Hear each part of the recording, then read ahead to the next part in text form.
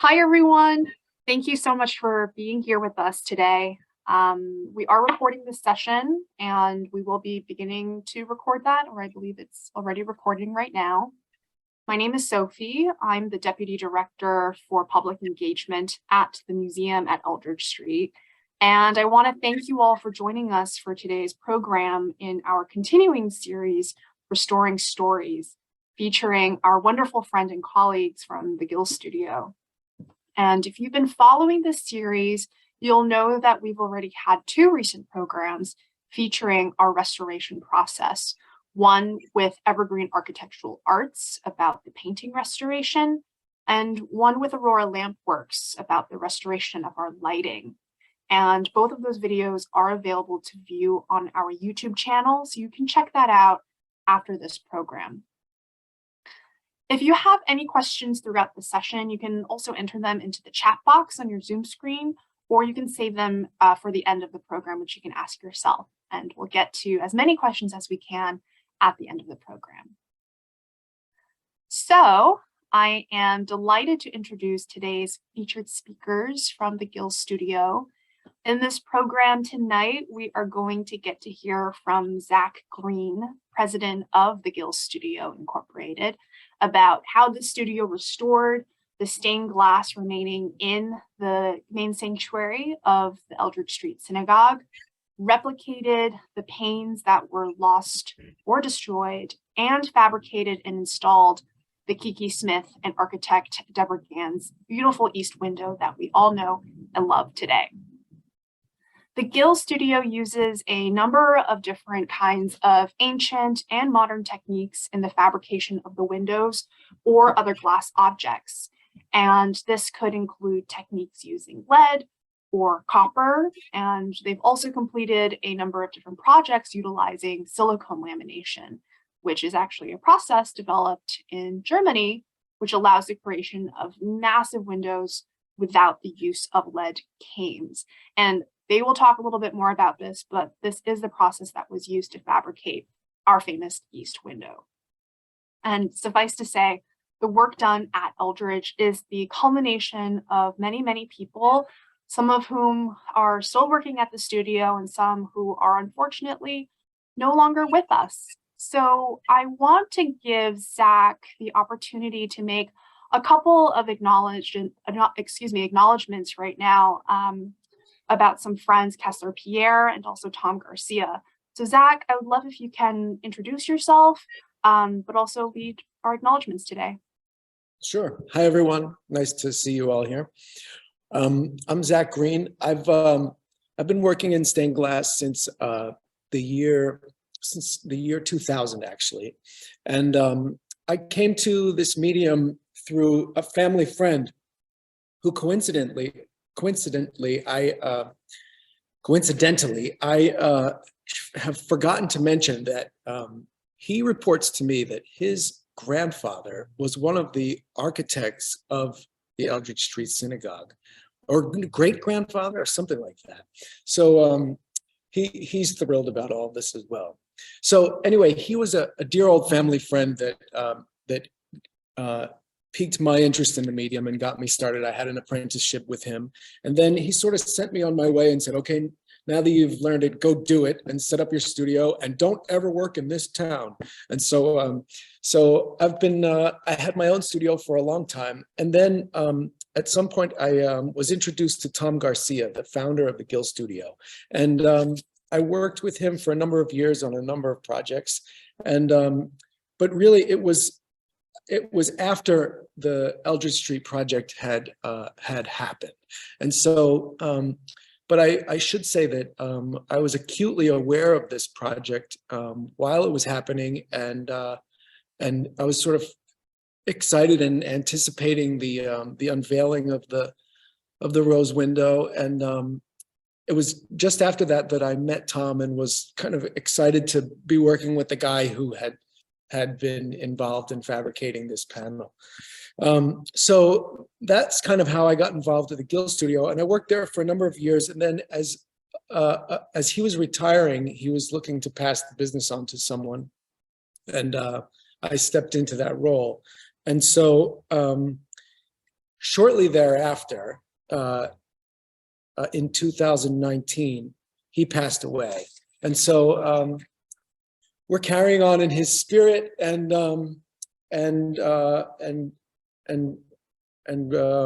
yeah, we're still here, still doing the work. The other person that was going to be joining me this evening was a guy named Kessler, the guy in the red shirt in these photos, Kessler Pierre, and he was with Tom Garcia from day one of the Gill Studio back in the late 80s. And he was working with us just up until this month, when he unfortunately suffered from a stroke and is not able to be with us tonight, nor in general. So we've all got candles lit for him, and we're hoping that he can pull through and make a good recovery. But it's tough days for him. So it's interesting, you know. I should also acknowledge that Patrick Baldoni is here with us, and he graciously agreed to step in and carry on the conversation. He's been with Feminella and Associates for a long time. I'm sure I'll let him tell his story better than I can. But he worked on the Eldridge Street project from day one, and was intimately involved with all aspects of it. So in some ways, he's more qualified to talk about that history than I am, but I can certainly talk about it in a technical sense. And I should also add that that Art Feminella Senior is another person who's passed this year. And it seems like our industry's in a little bit of a moment of the changing of the guard. Some of the guys who taught us everything we know have left us to carry on in their spirit. And so here we are. And that's where we are today. Thank you so much. And actually, yeah, sure. Patrick, I'd love to, if you can unmute and kind of say a little bit about your involvement in the past and your first memories of Eldridge Street as well. You're muted right now, so you can just unmute yourself. Yeah, that's great. Perfect. Yes. So Eldridge Street was actually, back when Eldridge Street was started, I was a foreman for the company, and it was our first project that we had done together with the Gill Studio many years ago. And I have many fond memories of working with Tom and Art throughout the entire process. I think we worked at the synagogue for almost 10 years, between the very first meeting when we were discussing the restoration project to the completion of the round window. So I started in stained glass back in 2000, much like Zach, and worked first as a journeyman in the field, and then worked my way up to foreman, and just worked my way up through the company over the years. I'm also Art's son-in-law, so it is a little bit of a family business, and I just have a lot of great memories of working with everyone on this project. It was a lot of fun, and with Kessler, I've known him since almost day one as well. So I guess this question is really for both Zach and Patrick, and just for our audience, to give you an idea of what to expect this evening, we're gonna have a conversation with Zach and Patrick about their work with stained glass, their experience working with Eldridge, and specifically about this project, which I know was a massive undertaking. All of you might know that the whole restoration process of the synagogue, it took about 20 years and $20 million. So it's suffice to say, it was a huge feat. So once we hear some background, we'll hear a little bit about other projects that they've undertaken, maybe some comparison similarities with other houses of worships they may have worked on. And then there'll be an opportunity for all of you to ask your questions about the process and anything else you might like to know about stained glass. So for Zach and Patrick, you've given us a little bit of context about who you work for, but tell us a little bit about your first memories of coming into Eldridge Street and Just give us a sneak peek about that first moment, what it looked like. Patrick, why don't you walked in the door before I did. Why don't you go first? So I'll say this. I went in as a fan. I mean, I was just so excited to see this thing that I had been reading about and heard about. And I was just like dying to see it with my own eyes. And when I did, I was just like, my mouth was hanging open. I thought, how was this ever done? So I came as a fan first. So my first memory of walking in, it was the building was essentially completely abandoned. The plaster ceilings were falling in. The condition of the windows was some of the worst probably I had ever seen. The entire rose window was out and in crates up on the balcony. And there was one little stained glass panel that had been restored in the late 80s by actually the Greenland studio where Art and Tom and Kessler all first started working. And that was the only piece of restored anything in the entire building. And I think at the time of our first meeting, they were excavating the sub-basement, like digging it out by hand. And it was hard to imagine. When I walk in there today, it's amazing. I mean, everything from the sub-basement to the lower level to the main synagogue, just utterly amazing. And the round window had not even been conceived at that point. It was just leaving the glass block and restoring the plaster around it. So it was quite the project. And have you, either of you, worked? I mean, I imagine you've worked on many religious organizations in the past. I mean, what were there similarities immediately, or was this different in any way? This could be for Patrick and for Zach. Yeah. I mean, I think to me, you could see the commitment of the community and of the museum to get this project off the ground, because unfortunately, there's a lot of buildings in the city that are in similar disrepair, even right now. And we get involved very early on in the planning stages. I mean, Zach and I are doing one right now, but it's rare that it gets the support from the community and fundraising and the vision and the museum to really create a building that's so amazing in the end. I mean, just the vision from the whole team, I think, was just amazing. Zach, is there anything you might want to add? Yeah, it's just inconceivable the amount of momentum that is needed to be gathered to pull something like that off is really rare. I mean, cities all over the country are losing buildings like this all the time, that they simply can't do it, and the buildings wind up condemned. And to be able to pull that off in New York is really extraordinary. So stained glass, I mean, in the introduction, I talked about how ancient of a medium the work of working with glass is. What kind of stories do you think that you were able to glean from the remnants of the glass that was left over? Like, does it have any kind of leftover history that maybe perhaps the congregation or the original architects have left on? Do you know anything about that? I can say that I'm not a student of New York City immigrant history. I mean, my understanding of that is fairly rudimentary, but you can see by the original opulence of this building that the designers and builders and fundraisers and community that pulled it together had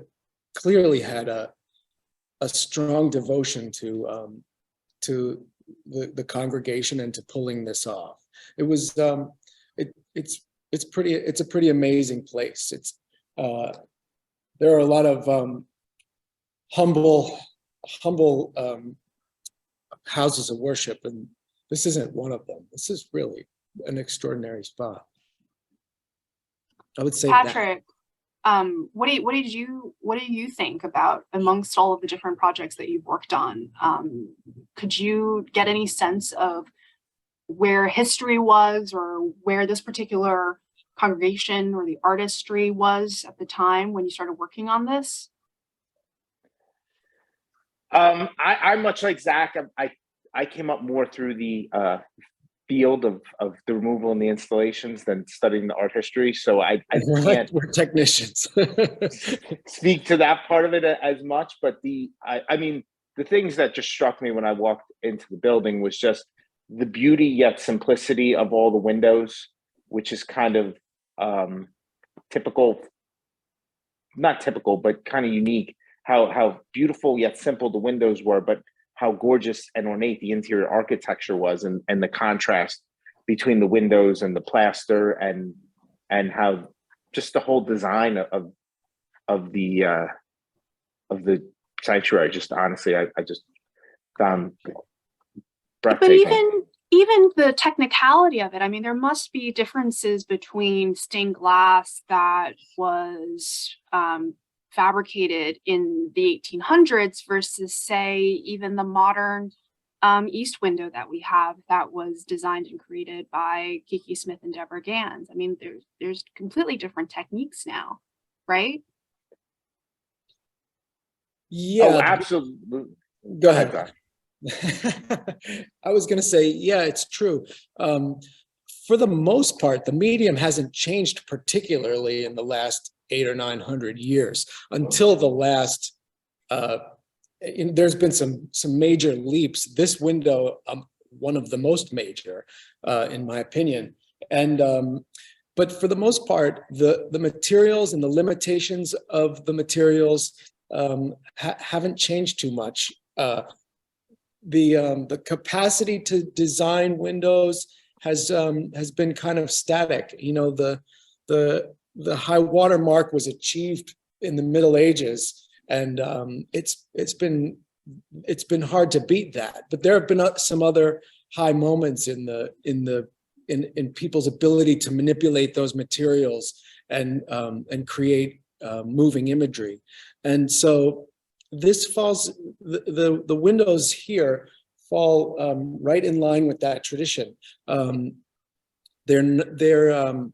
They're like Patrick said, they're simple, but they reverberate. The colors and the patterns reverberate, and that's sort of that's kind of the fundamental. It's one of the things of architecture and art that makes us feel seduced by it and attracted to it, is those patterns and reverberations. And this place is adorned with that. And the stained glass, while it's not pictorial, is adorned with pattern and color and reverberation. It's truly beautiful. So we often talk about how the stained glass at Eldridge Street primarily features geometric patterns in a Moorish style from the late 19th century. So I know that you've worked on some other stained glass throughout the city, and I'm going to pull some images of them up right now. How do they compare and contrast? I mean, you talked about moving images, you talked about geometric patterns. Maybe you can talk about it a little bit more to our viewers. Sure. This is a project that the Gill Studio worked on about 15 years or so ago. This is a church in Staten Island. This is a large window by Maitland Armstrong, and there were sections of it that were collapsing, and the lead had deteriorated pretty badly, and so these windows were removed, and they were disassembled and then reassembled with new lead and put back in. And I mean, I chose this panel just to, they're very colorful and very beautiful, but they also sort of describe what I was saying before, that they're a stark contrast to the styles of other houses of worship. And these are highly pictorial and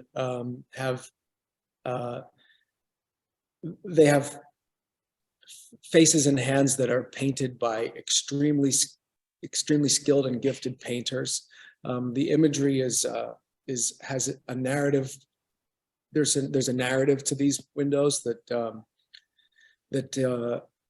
is typical of a lot of other kind of houses of worship. So yeah, I mean, I picked these to sort of highlight a project that looked entirely different than the ones that are at Eldridge Street.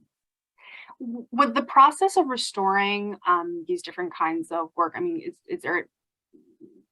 what is the process? Can you talk a little bit more about the process of restoring century-old windows that have been left to deteriorate after decades? Sure, I can say this. The way that Patrick and I work together most of the time is that he and his team are incredible at the work on the building and in place. And so the restoration of a project really starts with him and his team, and then they bring us the windows, and then we kind of do the studio work and handle them in the shop, and then he's again responsible for the transport and the reinstallation and the interaction of the panel with the building. These are works of art, but they're also functional parts of a building, and they have to keep the weather in and out. And so there's those two aspects of it all. And so Patrick, why don't you say a few words about handling them in place, and then I can describe a little of what we do here in the studio. Sure, absolutely. So when we arrived at Eldridge Street Synagogue, most of the windows were really falling out. They were in extreme disrepair, and we had to carefully document each one upon our arrival at the synagogue, document which pieces were missing through photographs, and then carefully stabilize each panel to the best of our ability to make sure that no other breaks or historic material was lost, and then carefully remove every single stained glass panel. And in the synagogue, there was hundreds of panels, from the round lay lights above the balconies to the big rose window facing Eldridge Street, to the large east, and then later on even to the east window. So it was just really a painstaking task of really removing, documenting, transporting, then conserving all of the wood frames, and then really bringing everything back together after the Gill Studio did their beautiful conservation work. So you had to refabricate all of the wooden frames, or were they primarily saved? They were primarily saved. The frames and the sashes, for the most part, were saved. There were a few areas where the roof was leaking, where we did have to replace some of the frame members, and some of the trim was damaged. But for the most part, everything that could be conserved was conserved. More than on probably 90% of the projects we worked for. That was definitely the vision of the team, was to conserve everything that could be conserved. Yeah, actually, we know that over 80% of the stained glass itself is original still to the building. So your teams were able to do a lot to make sure that you were able to save as much as possible. And that's incredible. I mean, just looking at these images and seeing how much had fallen out, incredible that you were able to save that much. Glass is a weird material, it doesn't get old. It doesn't age particularly, but it breaks. So if it hasn't broken, it's generally usable again for thousands of years, as far as we know. I mean, they bury nuclear waste in glass barrels out in Washington State and put them down in caves, so they're pretty convinced that the stuff has longevity. As long as there's no earthquake and breaks the barrels open. So as long as there's something left of it, it's able to be reused, cleaned and reused. The lead, on the other hand, is the part that has a lifespan that's finite. And usually when the lead begins to deteriorate and stretch, it's not going to stretch back into shape. And that's when the panels really start to fall apart, and the lead is going to be completely replaced. There's there are companies that make glass that duplicates the look of a lot of the old glass that was made a century ago. And so we're able to find pretty close matches for a lot of that old glass and replace it as necessary. But certainly we try to keep as much of the original glass as possible.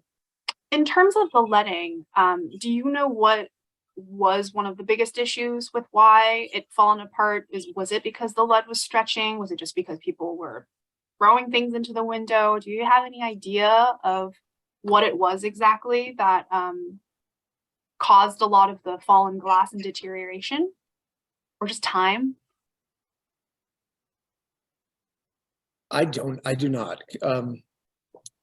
Not on this particular building. Patrick, does that? I think it was it was mostly time and the expansion and contraction of the lead. The windows were very old, and also the windows were operated. I mean, especially on the nave aisle and the clear story, there was no air conditioning in this building, so the windows constantly being opened and closed, and the frames, while they were strong, were not monumental by any means. So I think just the forces of opening and closing the windows to cool the building over the years also accelerated the deterioration of the lead as well. The joints just kept flexing over time because of the operation of the windows. Wow. So now I want to turn our conversation to the eastern window, which is the modern window that we have that was designed by artist Kiki Smith and architect Deborah Gans. Can you walk us through the different components that were necessary to complete this project on a technical scale? Sure. So when we started, I mean, it was actually quite amazing. Deborah Gans started with, I believe, a sketch almost on a napkin or a piece of paper. So it was amazing to see the project go from that sketch to the bottom right photo where we were glazing the window.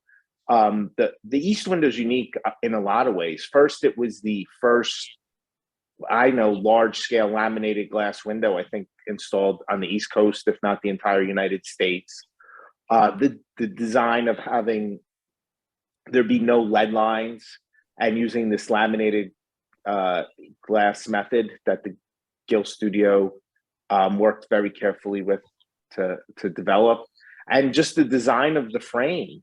I mean, the fact that Deborah and the team wanted the frame to be a star of David and not have a ring or any real support. The frame is essentially 5 flagpoles leaning in while we're trying to comply with the building code and make the window resistant strong enough not to deflect and break the glass in a storm. So it was unique in a lot of ways, from the frame construction to the glass to the whole design.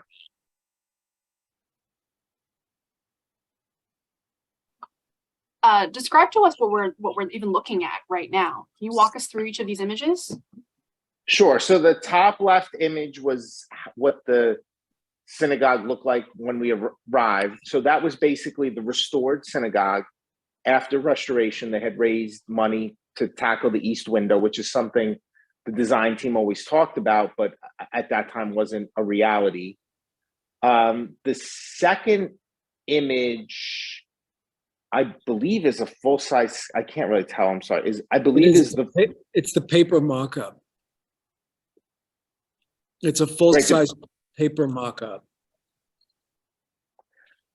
which is ultimately what I think the Gill Studio cut up to develop, because Deborah designed where all the stars and Kiki Smith, I'm sorry, designed where all the stars and all the breaks were going. So I think that was the full size mock-up that was ultimately cut up to make these panels that you see in the next photo. And that's the Gill Studio. That's the entire team there in front of the panels, because eventually that circle had to be cut up into the shape that we see.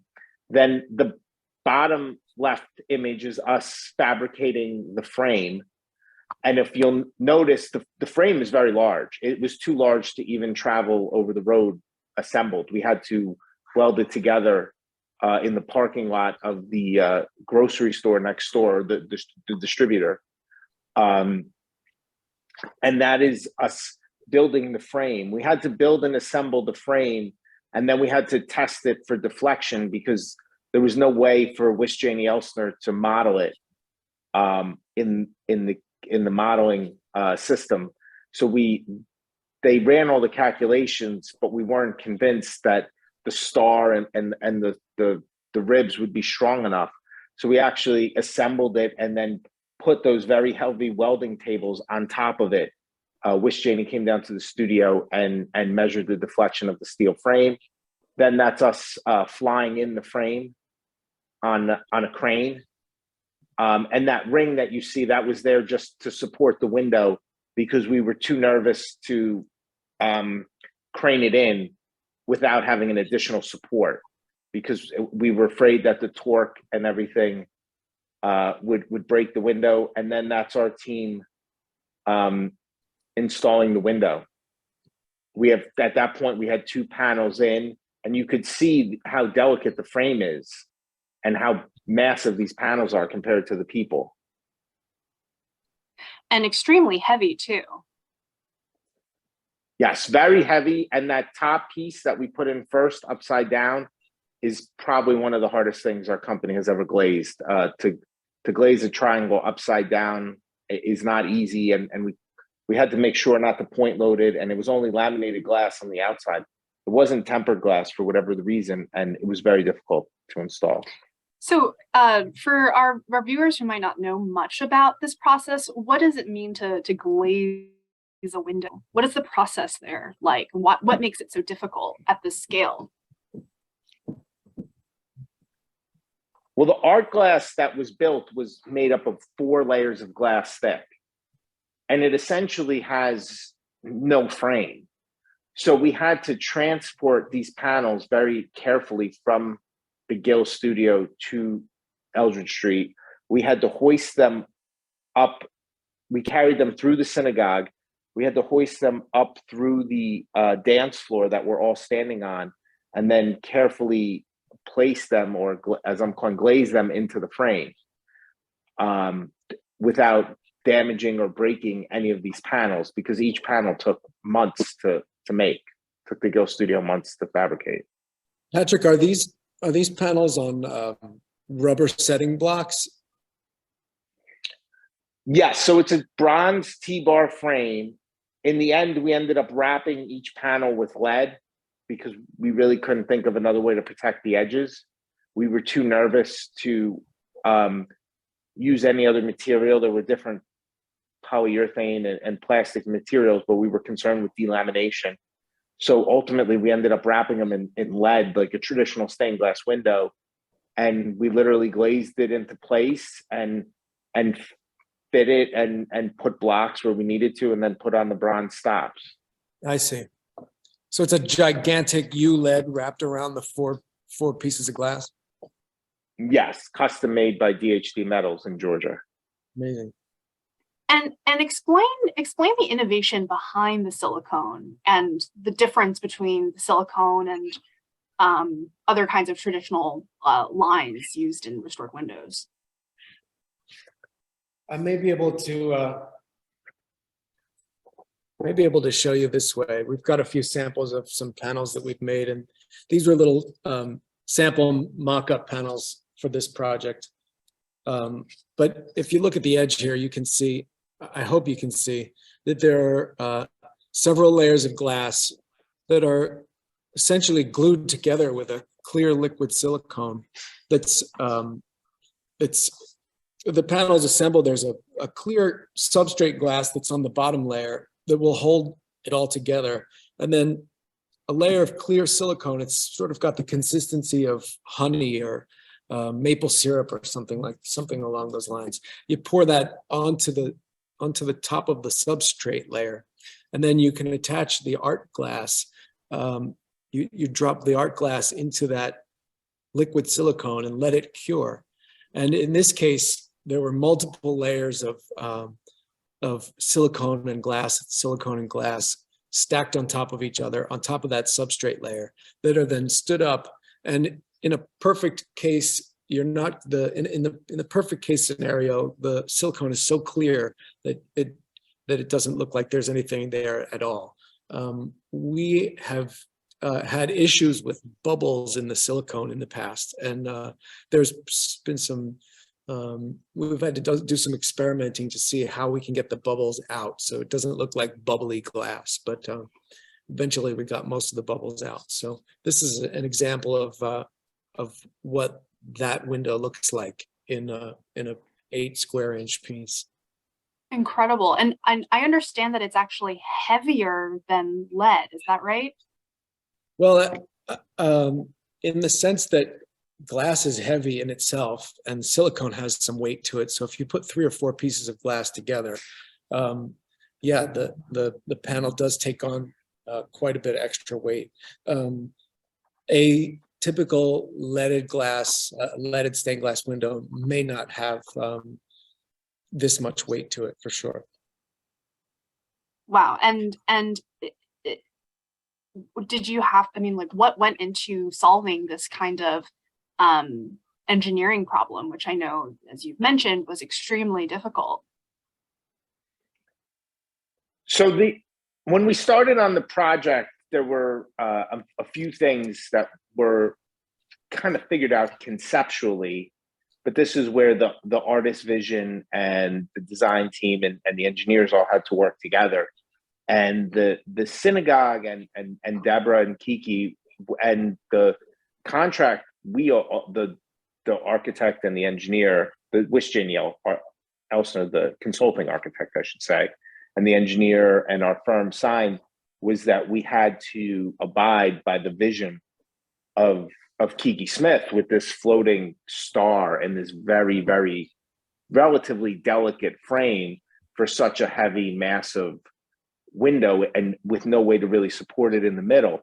So it took about 6 months, I think, of back and forth with all various options of bending the metal and everything to come up with a design that would work. And ultimately, we made the decision. We had to build the window. There was no way to model it or to find an engineer that would sign off on it without building it and testing it. So the decision was made to go ahead and build the window. So essentially what we did is, instead of using steel tube, the decision, which was very expensive and very heavy, was we used steel bar. So those spokes are actually a solid piece of steel. And we built the frame. We supported it only on the clips around the perimeter, and we had to essentially jig it up in the shop. And with the fork truck, we lowered, I think, 5,000 pounds of weight in the middle of it. And we had to make sure it didn't deflect more than 3/8 of an inch. And luckily it held. And then we took the window back apart and started making all the stained glass, or I should say art glass. And that's essentially how we got the window came to life. Because if we would have failed that test, we wouldn't have been able to make the star in the middle as delicate as it was, because there was no other options. We were completely out of options when we built the window to make it ultimately look like that. Was there panic in the studio? I mean, what was everyone thinking during this time? Well, No problem. I think everyone knew they were making something that had never been made before, and were really pushing the limits of design and engineering, and we're excited to be part of it. And we thought it would work, obviously, or we wouldn't have built the frame. And the engineers were fairly confident that it would work, but no one was confident enough to sign off on it. So it was a little bit of a risk for everyone involved. It's really incredible that I mean, I think viewers, you come into the main sanctuary and people are so blown away by the beauty of the space. And I think people don't even begin to know just how much it took to get us there, and the amount of people, the workers, the artisans, the math, the engineering that it took. I mean, really, really incredible. One of our viewers just asked a question, a clarification question, and they wanted to know the difference between art glass and stained glass. You mentioned art glass a couple of times, Patrick. Could you just explain that? So in the purest sense, stained glass is essentially the windows that were developed in Europe that you see that have the silver stain on them and the painting and traditionally leaded windows. This window is kind of a hybrid between stained glass because there are pieces, I believe, Zach, correct me if I'm wrong, that are acid etched, but yet there's no lead line. So in where you would normally have a very dark line in a stained glass window, we would consider this more art glass because you have a light line. You have the absence of darkness instead of darkness, where all these pieces of glass join together, which is what made the laminated glass process so appealing to the artist and to the team to really make something truly unique. Yeah, this is a bit of a departure, obviously, from traditional stained glass work. So either term could truly suffice, but this is certainly in another realm altogether. Thank you. So now I have this this photo right here. Zach, I know you shared this with us. You wanted to talk a little bit about this. Could you describe what we're looking at, please? Yeah, a few years ago, this is another temple in Manhattan that had a much smaller oculus that they were looking to occupy with a contemporary piece of stained glass. And so when we built this one, we were certainly referencing the techniques that were used in the Eldridge Street project. So this was another laminated project, and there you can sort of, I chose this because it sort of shows the process slightly. You can see the clear substrate glass on that light table, and the glass, the cut stain art glass is laid out, and this is before the silicone was applied. So we were still laying out the colors and trying to get the balance of warm and cool colors and get the layout exactly the way they wanted it. And so once these choices were made, this was, you can see on the side, there was a conversation happening, a digital conversation happening about get this blue out of here and swap this red for a gray and this kind of thing. So we went back and forth until everybody was kind of content with it. And then down goes the silicone, and then up goes the window. So this was you know, a reference for us anyway to the project at Eldridge Street. And in this image here, this is going back to what we were just talking about before. This is where you can really see what you were just talking about, the difference between traditional stained glass versus art glass, the lines, the dark lines versus light. So I just want our viewers to take a look at this. And this is the window facing Eldridge Street on the west side, and then this is the Kiki Smith Debergan's window on the east side. Is there anything else that you might want to add about this image in particular? Yeah, I wouldn't mind mentioning that I believe some of the centers of those panels in that rose window, it looks like maybe some of the higher up circles, there were pressed jewels in some of those, and by that I mean solid glass that was cast and pressed in a mold in a kiln, and as I understand it, a lot of those jewels were missing and had to be reproduced. And so some of the original ones that were saved were passed on to glass blowers who actually created graphite molds of the original ones, and then took colored stained glass and melted it down and pressed it into these graphite molds, and were able to recreate the sort of three-dimensional jewels that happen throughout the windows. So I understand a lot of those were duplicated in that way.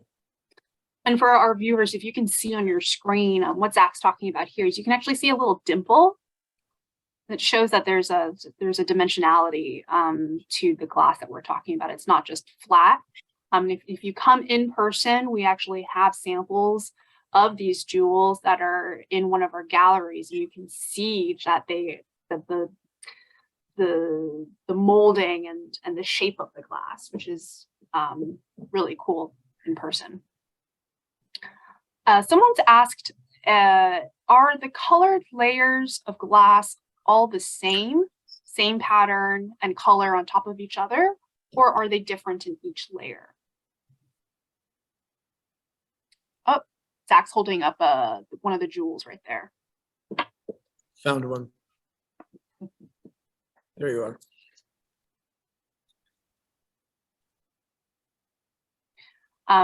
Yeah, so could you answer that question about the glass being layered at all? I'm sorry, I think I missed the question while I was running. Oh, okay, that's okay. Someone asked, are the colored layers of glass, all the glass that you see, and I don't know, Frederick, if you wanted to clarify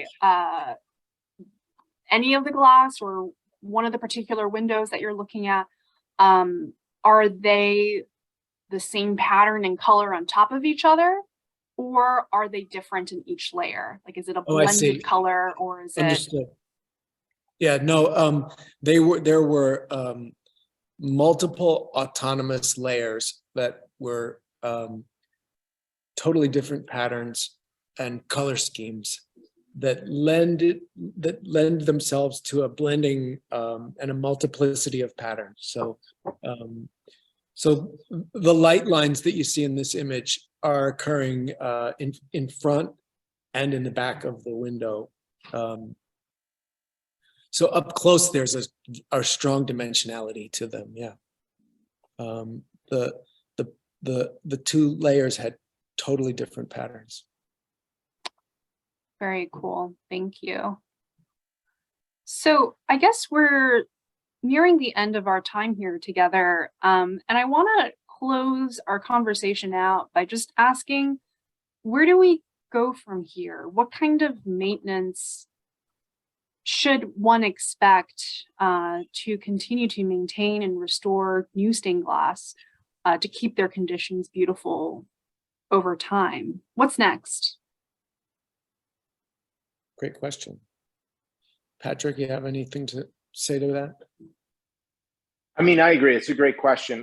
The windows that were conserved, which is the entire synagogue, will last a very, very long time. I think, I always think the most important thing is just to, keep up with the routine maintenance of the frame, paint the wood, maintain the brickwork, maintain the roof, because a lot of times the deterioration, even with the windows that we repaired at Eldridge Street, were in much worse condition because of the roof leaks and the vandalism and just the general building maintenance. Because when the building is properly maintained and waterproof, and a watertight envelope is sealed and the wood is maintained, the windows will last a very, very long time. I think they'll outlast all of our lifetimes. They just need to be maintained.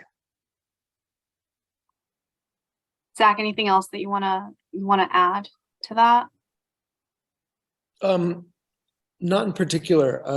I know there was an incident a few years ago where some kind of rock went through one of the windows, and it was just addressed quickly, and one of the panels came out, and we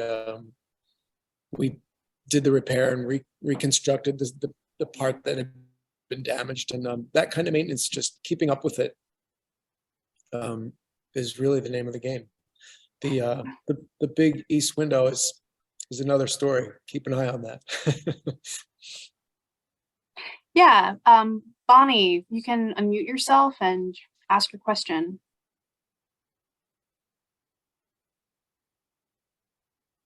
Unmute. Oh. Okay, there I am. Yep, there you go.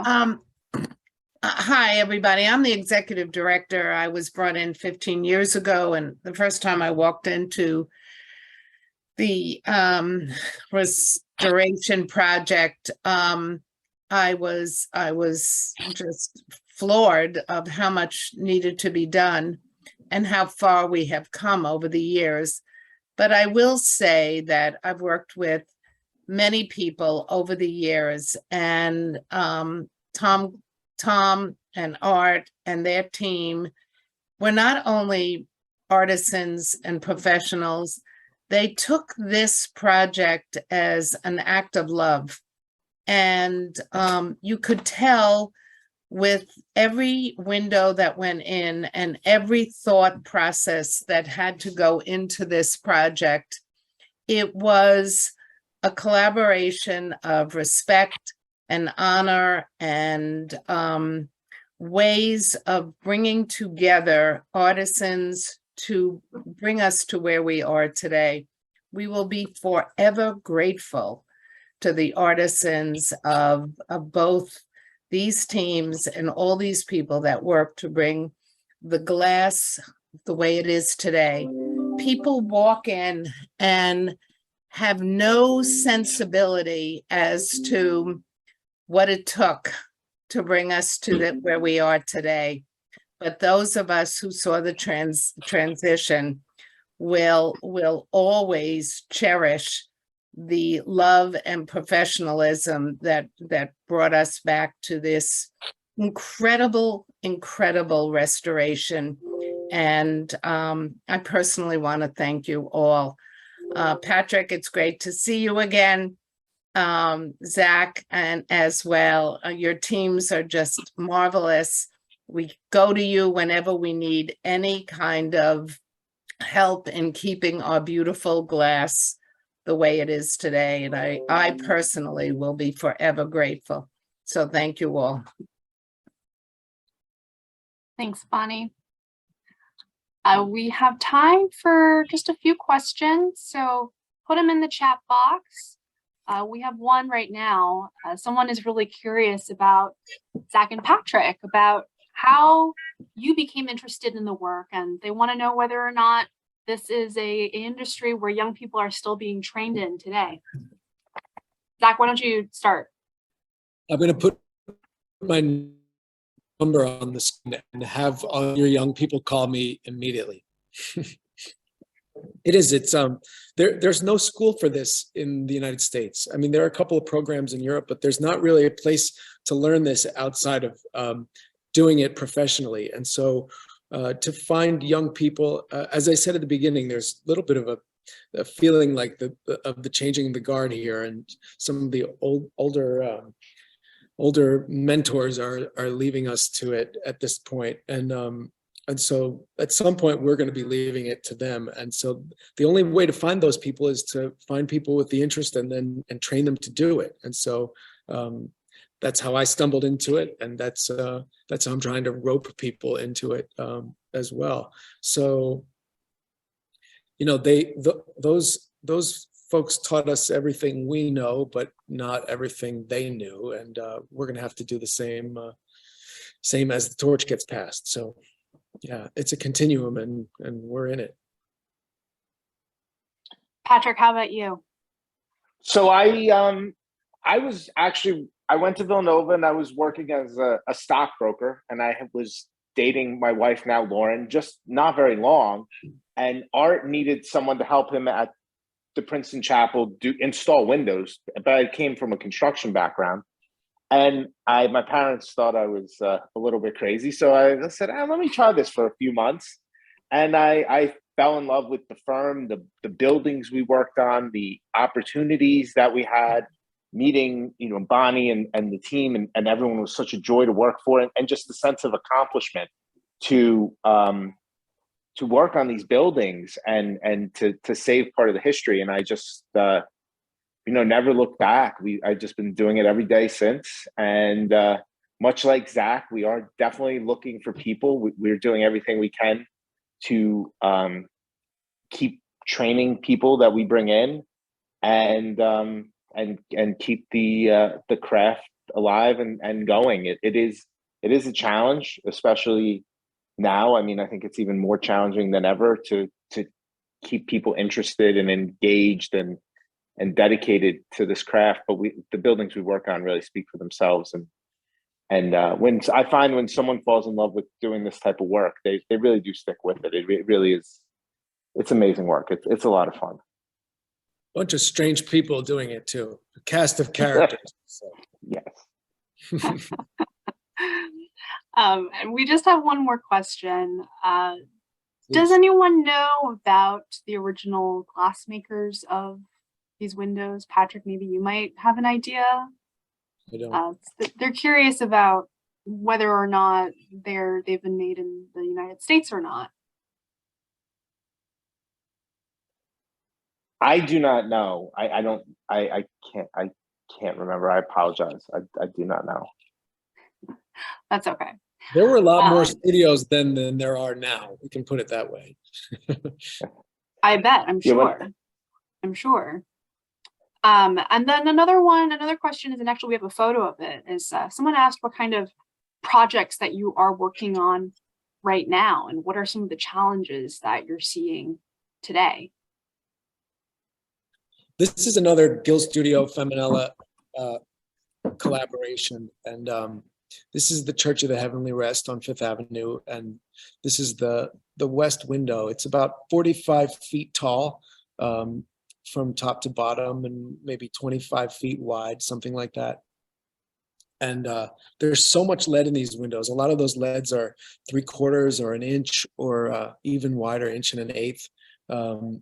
There's so much lead in these windows. They're unbelievably heavy, and the glass in them is often 1/4 of an inch or more thick. And so the weight of these panels is extraordinary. And the window is about 100 years old, and it was the deflection was pretty significant. They were starting to bulge both inward and outward. And so this project was an attempt to flatten and stabilize them. They're in remarkably good shape, except for the fact that they were starting to bulge in two directions. And so Art Senior and our teams came up with this idea to put supporting bars. These are on the exterior of the window. So in the left-hand picture, you'll see there are support bars that have been attached to the outside of the window, and then running up the center is a brass fin that takes its strength from the bends. The bends and folds in that brass fin actually give it the strength. So so these have been attached. They're currently being attached to the outside of this window, and then you'll see in the panel on the right that those bars and fins are almost invisible when the window is backlit and viewed from the inside. So this is it's been an interesting process to put these together, and then these are going to be reinstalled shortly. So this is something that we've been working on. It's a monumental window, and it should work well. Incredible. Thank you so much. I think that really concludes our program for today. If you don't have any other tidbits or words of wisdom, maybe for young stained glass builders, fabricators. Call me immediately. Yeah, call Zach. We'll make sure, put your number out there, because we do have a couple of students from here in different kinds of art history, arts conservation programs. I know that Zach, when we were originally talking about doing this program together, you had this really beautiful quote. You'd said, stained glass is the intersection between art and construction. And I hear that your mother is an artist and your father is a builder, and marrying these two has really sort of birthed, I guess, what you do now today. So if that inspires any of the young folk here on this Zoom, they know who to call. So again, thank you. We'll forever remember all of your work here with us, and I invite all of our viewers to come and see these windows for yourself, see the different pains and processes that went into this. It's all display on our gallery, and there's also videos of the installation of the Kiki Smith, Deborah Gann's window here as well. That's on the Gill Studio website. So Zach, Patrick, and to all of our viewers today, thank you so, so much. And I hope you all have a wonderful rest of your evening. Thanks to all of you.